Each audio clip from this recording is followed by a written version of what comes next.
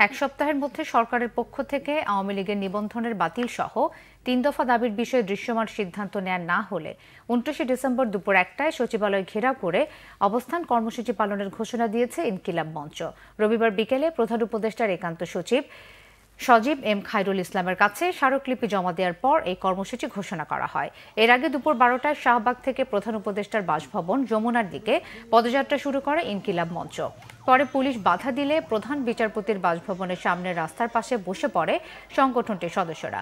পরে বিকেল ৩:৩০টায় কাকরাইল মসজিদের সামনের রাস্তা অবরোধ করে তারা। এতে সাময়িকভাবে যান চলাচলে বিঘ্ন ঘটে। বিকেল ৪:৫টায় প্রধান উপদেষ্টার একান্ত সচিবের কাছে স্মারকলিপি জমা দিয়ে পরবর্তী কর্মসূচি ঘোষণা করে ইনকিলাব মঞ্চ।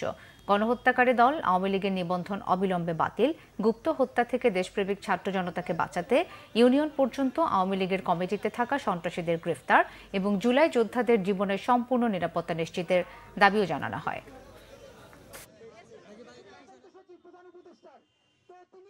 কবে সে আওয়ামী লীগের নিবন্ধন বাতিল করবে, সে কবে কোষাই লীগের প্রত্যেকটা কমিটিকে গ্রেফতার করবে এবং জনজীবনকে কিভাবে নিরাপদ করবে, এর ভিজিবল ইমপ্রুভমেন্ট তাকে করে দেখিয়ে সংবাদ সম্মেলন করতে হবে। আগামী ৭ দিনের মধ্যে এই ৩ দাবির উপরে সরকারকে গুরুত্বপূর্ণ